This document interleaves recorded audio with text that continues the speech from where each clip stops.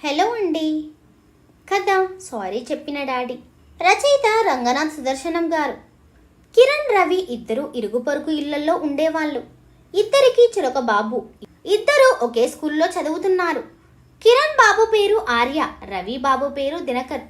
ఆ రోజు ఆదివారం. ఎప్పటిలాగే వాకింగ్కు బయలుదేరారు రవి, కిరణ్. ఆర్య, డాడీ నేను వస్తాను అన్నాడు. సరే రారా అన్నాడు కిరణ్. దినకర్ రవితో, డాడీ నేను వస్తాను అన్నాడు. నోరు మూసుకుని వెళ్ళి చదువుకో.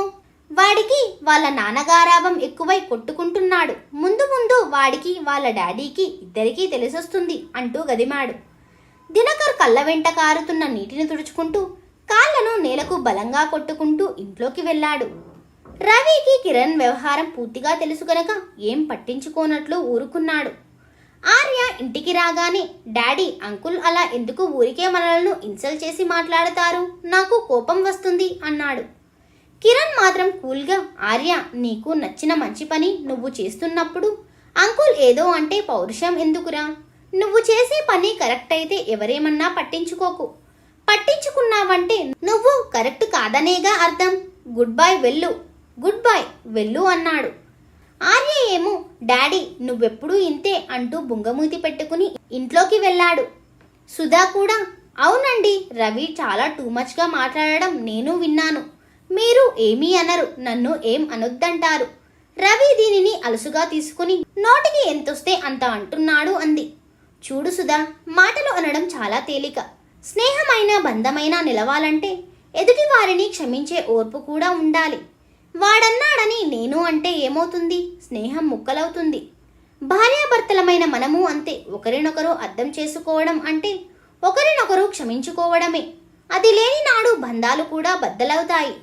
బేసిక్గా రవి చాలా మంచివాడు. మనిషి కన్నాక కొన్ని బలహీనతలు ఉంటాయి. వాటిని పక్కన పెట్టి చూస్తే ఆ వ్యక్తి మంచితనం అర్థమవుతుంది అన్నాడు. సుధ కోపం తగ్గకున్నా కొంత కన్విన్స్ అయ్యి అక్కడి నుండి వెళ్ళిపోయింది. ప్రతిరోజు దినకర్ స్కూల్కి వెళ్ళేటప్పుడు రవి వాళ్ళ ఇల్లు హడావిడిగా ఉంటుంది. రవి దినకర్ బూట్లు పాలిష్ చేస్తూ ఉంటే ఆయన శ్రీమతి రేఖ బ్యాగ్లో బుక్స్ సర్దుతూ టిఫిన్ బాక్స్ పెట్టడం వగైరాలు చేస్తూ ఉంటుంది. స్కూల్ బస్సు రాగానే దినకర్ బ్యాగ్ పట్టుకుని వెళ్ళి వాడిని బస్ ఎక్కించి మరీ వస్తుంది. ఇక కిరణ్ వాళ్ళ ఇంట్లో ఆర్య తన పనులన్నీ తానే స్వయంగా చేసుకుంటాడు. అమ్మ ఇచ్చిన లంచ్ బాక్స్ తీసుకుని బ్యాగ్ మోసుకుంటూ వెళ్ళి బస్ ఎక్కుతాడు. కిరణ్ శ్రీమతి సుధకు ఈ వ్యవహారం నచ్చక విషయాన్ని చాలాసార్లు భర్తకి నచ్చజెప్పాలని చూసింది. రేఖ ఎలా చేస్తుందో ప్రత్యక్షంగా చూపించింది కూడా. కానీ కిరణ్ సుధకు ఇలా ఒక స్టోరీ చెప్పాడు. రూపాంతరం చెందిన ఒక సీతాకోకచిలుక గూడు ఛేదించుకుని బయటికి రావడానికి ప్రయత్నిస్తుంది. దాని రెక్కలు అందులో ఇరుక్కుని బయటికి రావడానికి ఇబ్బంది పడుతూ ప్రయత్నిస్తూ ఉంది. అది చూసిన ఒక వ్యక్తి దానికి సహాయం చేసి దానిని బయటకి తీశాడు. కానీ అది బయటికి వచ్చాక ఎగరలేక ఇబ్బంది పడుతుంది. దీనికి కారణం ఆ వ్యక్తి చేసిన సహాయం. అతడు సహాయం చేసి ఉండకపోతే తను బయటికి వచ్చే ప్రయత్నంలో అది మరింతగా తన రెక్కలను బలోపేతం చేసుకునేది. అప్పుడు బయటికి రాగానే మిగతా అన్నిటిలా ఎగరగలిగేది. కానీ ఆ వ్యక్తి సహాయం దానికి మరణశాసనం రాసింది అన్నాడు. అలాగే మనం కూడా పిల్లలను స్వయం శక్తితో స్వేచ్ఛగా ఎదిగేలా చేయాలి తప్ప ఒకరి మీద ఆధారపడేలా చేయకూడదు. మన ప్రేమ వాడి ఎదుగుదలకు ప్రతిబంధకం కాకూడదు అన్నాడు. ఏమోలేండి, ఎప్పుడు నా మాట విన్నారు గనక అంటూ నిట్టూర్పు విడిచింది సుధా. ఆ రోజు స్కూల్ నుండి రాగానే ఆర్య బయట ఫైర్ సిబ్బంది చేస్తున్న డెమో చూస్తూ నిలబడిపోయాడు. అభినవ్ కూడా నిలబడ్డాడు. కానీ వాళ్ళమ్మ, దిన్ను నాన్న లోనికి వచ్చి డాడీ చూస్తే కోపం చేస్తారు అని రేఖ అనగానే చిరాకు పడుతూ లోనకు వెళ్ళాడు. ఆర్య మెల్లగా సైక్లింగ్ నేర్చుకున్నాడు. దినకర్ కూడా ఒకరోజు నేర్చుకుంటూ కింద పడగానే రవి వాణ్ణి గట్టిగా మందలించి సైకిల్ గుంజుకుని లాక్ చేసి పక్కన పెట్టాడు. వాడికి చాలా కోపం వచ్చింది కానీ ఏమీ అనలేక ఏడుచుకుంటూ ఇంట్లోకి వెళ్ళిపోయాడు. ఒకరోజు రవి, కిరణ్లు ఇద్దరూ వాకింగ్కి వెళ్లారు. రేఖ వంట చేస్తుండగా గ్యాస్ లీక్ అయి మంటలు వ్యాపించాయి. భయపడిన రేఖా, దినకర్లు అరుస్తూ వణికిపోతూ బయటికి పరిగెత్తారు. అది చూసిన ఆర్య వెంటనే ఫైర్ స్టేషన్ కి ఫోన్ చేసి ఇంట్లో ఉన్న చిన్న ఫైర్ ఎక్స్టెన్షన్ తో కిచెన్ లో వ్యాపించిన మంటలపై స్ప్రే చేశాడు. ఈలోగా ఫైర్ సిబ్బంది రావడంతో పెను ప్రమాదం తప్పింది. సమయానుకూలంగా స్పందించిన ఆర్యను అంతా మెచ్చుకున్నారు. ఈలోగా హడావిడిగా వచ్చిన రవి నాకు ఫోన్ చేసే బదులు ఆ మాత్రం ఫైర్ స్టేషన్కి ఎందుకు ఫోన్ చేయలేదు? అయినా జాగ్రత్తగా ఉండొద్దా? ఇంట్లో అంతా సోంబేరులయ్యారు అంటూ పెద్ద పెద్దగా కేకలు వేశాడు. కానీ ఇంట్లో వాళ్లకు ఫైర్ నెంబర్ తెలుసా లేదా అని ఆలోచించలేదు. పైగా హడావిడిగా తాను వచ్చాడు గాని తను కూడా ఫైర్ సర్వీస్కి ఫోన్ చేయలేదు. ఆర్య, కిరణ్ ఇద్దరూ హాస్టల్లో ఉంటూ ఐఐటి ఎంసెట్కు ప్రిపేర్ అవుతున్నారు. కిరణ్ ఎప్పటిలాగే ఆర్య పైన ఎలాంటి ప్రెషర్ పెట్టకుండా బాగా చదివితే వచ్చే ఉపయోగాలు వివరించి గతంలో న్యూస్ పేపర్లో వచ్చిన బెస్ట్ ర్యాంకర్ల మనోగతాలను చదవమని ఇచ్చేవాడు. ఇవి వాడిలో మరింత ఆసక్తిని పెంచేవి. తాను వారిలా ర్యాంక్ సంపాదించాలని పట్టుదలగా ఇష్టంగా చదివేవాడు. రవి మాత్రం ఎలాగైనా దినకర్ను ఐఐటి సీటు కొట్టి తీరాలని లేదా దేనికి పనికిరాకుండా పోతావని హెచ్చరిస్తూ ఉండేవాడు. ఇది వాడి పైన తెలియకుండానే ఒత్తిడిని పెంచేది. ఎప్పటిలాగే ఐఐటి క్లాస్ ముగియగానే పిల్లలందరితో పాటు ఆర్య, దినకర్ ఇద్దరూ హాస్టల్కి వెళ్లి 3వ ఫ్లోర్లోని తమ గదిలో పడుకున్నారు. అర్ధరాత్రి ఒక్కసారిగా షార్ట్ సర్క్యూట్ కారణంగా హాస్టల్లో మంటలు వ్యాపించాయి. పిల్లలంతా పరుగులు తీస్తున్నారు.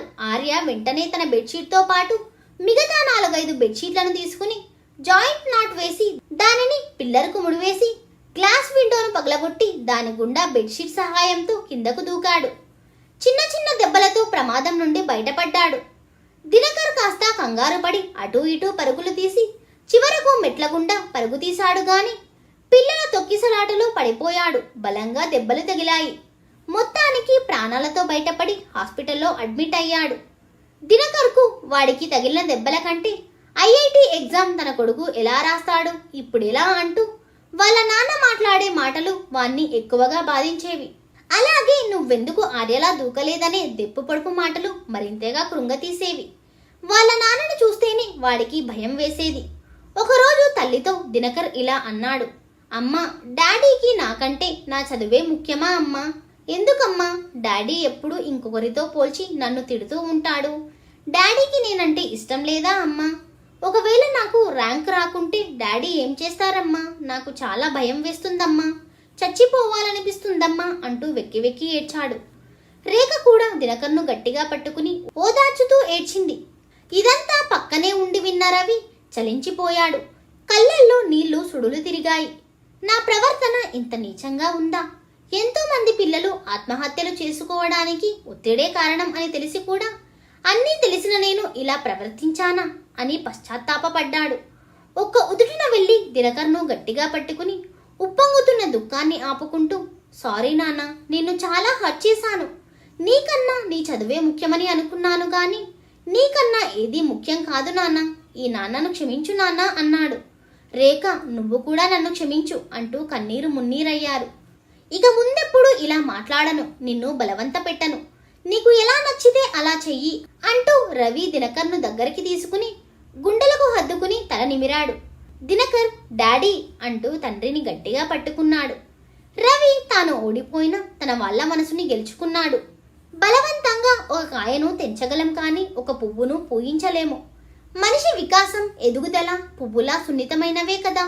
ఈ నిజం తెలుసుకుని పిల్లలను స్వేచ్ఛగా ఎదగనిద్దాం, స్వతంత్రంగా ఆలోచించేలా పెంచుదాం. ఈ కథ ఎలా ఉందో కమెంట్ బాక్స్లో కమెంట్ చేయండి friends. Thank you for watching.